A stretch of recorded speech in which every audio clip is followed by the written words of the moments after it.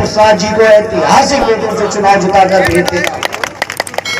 ऐसा जिताना, ये जो फैजाबाद की जो जीत हुई, अयोध्या की जो जीत हुई, हरी लालजी वर्मा जी मौजूद हैं अम्बेडकर नगर के हमारे सांसद, आप महसूस करते होंगे इस जीत ने आदरणीय अखिलेश यादव जी का मान सम्मान पूरे देश और दुनिया में बढ़ाने का काम किया है। इसलिए मैं मिल्कीपुर के अपने लोगों से अपील करूंगा, आपने जो इतना सम्मान बढ़ाया है, उस बढ़े हुए सम्मान को बरकरार रखने की भी जिम्मेदारी अब आप ही की है। साथ ही अजीत प्रसाद जी को जिता के आदरणीय अखिलेश यादव जी को जो सम्मान आज मिला है देश में, उस सम्मान को भी आप ही को बचाना है। ये मैं आप सबके बीच अपील और प्रार्थना लेके आया हूं।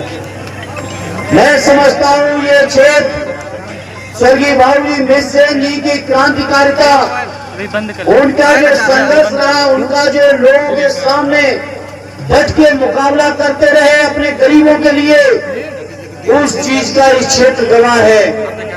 इसलिए मैं कहूंगा आज पीडीए की लड़ाई में आप सबके नेता ने अखिलेश यादव जी को घेरने का पूरे देश के लोग प्रयास कर रहे हैं, लेकिन उनके ऊपर उत्तर प्रदेश की जनता का आशीर्वाद है, इसलिए कोई उनको हिला नहीं पा रहा है। साथियों सांसद तो आपने 37 बनाए, लेकिन जो सम्मान अयोध्या ने दिलाया है, ऐसा सम्मान मिला है कि बीजेपी के लोग झेल भी नहीं पा रहे हैं। और इसीलिए इस चुनाव में योगी जी ने उत्तर प्रदेश के 9 चुनाव तो नहीं लड़े, मिल्कीपुर का चुनाव अकेले लड़ रहे हैं।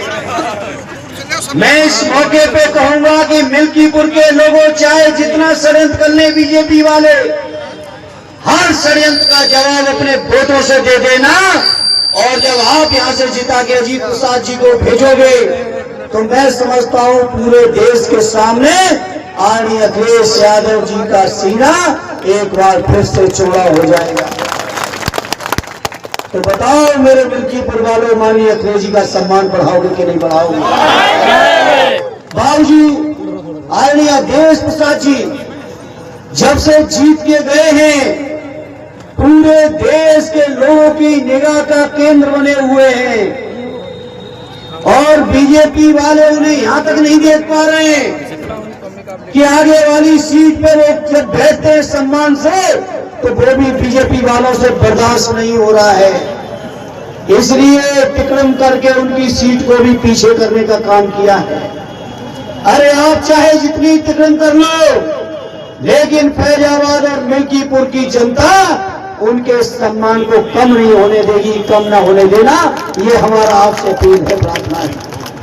इसलिए आज इस मौके पर कहूंगा, सदैव नेताजी से लेकर स्वर्गीय बाबू मिश्र जी तक जो हमारे पुरखों ने, बुजुर्गों ने जो संघर्ष किया है, आदि लोहिया जी की जन्मभूमि, आचार्य जी की जन्मभूमि, सदैव नेताजी की भी ये शानदार सरजमी रही। इस सरजमी से मैं आपसे प्रार्थना करूंगा कि आदरणीय अखिलेश यादव जी के सम्मान को बढ़ाने में कोई कसर न रख देना। मेरे साथियों, आज ये आपको इस बात का भी जवाब देना है, जिस तरीके से भारतीय जनता पार्टी के गृह मंत्री ने देश की संसद के अंदर बाबा साहब भीमराव अम्बेडकर जी का जो अपमान किया है, उस अपमान का भी जवाब बताओ मेरे मिल्कीपुर वालों, दोगे कि नहीं दोगे? साथियों, साथ ही अजीत प्रसाद को साइकिल के निशान पर बैठा के विधानसभा में पहुंचा के इस बात का जवाब दे देना कि भारतीय जनता पार्टी के लोगों, तुम लोग बाबा साहब का अपमान करने का चाहे जितना प्रयास कर लो, लेकिन उत्तर प्रदेश और देश के जनमानस के दिल में बाबा साहब भगवान की तरह बैठे हुए, उनका अपमान हम लोग बर्दाश्त नहीं करेंगे। साथियों, कोई भी कार्यकर्ता छोटे छोटे अगर कोई बात लिख देता है तो तमाम मुकदमे दाखिल करके जेल में भेजने का भी काम हमारे कार्यकर्ताओं को किया जा रहा है। वहीं सदैव नेताजी का जो अपमान यहाँ किया गया है, बताओ, जो संत ने अपमान किया है उसका जवाब दोगे कि नहीं दोगे? आदरणीय पवन जी कह रहे संतवंत नहीं, और सच है, ऐसे तो संत हो भी नहीं सकते जैसे वो हैं। तो मैं समझता हूं जहां बाबा साहब के अपमान का जवाब देना है, सदैव नेताजी के अपमान का जवाब देना है, वही स्वर्गीय बाबू जगजीत सिंह जी को भी श्रद्धांजलि भी देनी है। प्रसाद को चुनाव जिताकर हर चीज का जवाब आप देने के लिए सक्षम हो, और मुझे उम्मीद है मिल्कीपुर की जनता जर्जर समाजवादियों को जरूरत पड़ी तब तो समाजवादियों का सम्मान बढ़ाया है।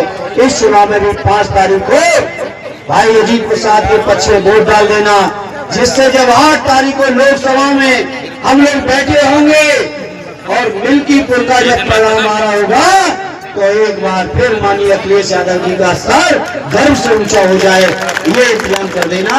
यही प्रार्थना लेके आया हूँ, क्योंकि मुझे पता है परमिशन का मामला है, इसलिए मैं कोई भी नियम कानून तोड़े बिना अपनी बात को खत्म करता हूँ। जय हिंद, जय भारत, जय समाज।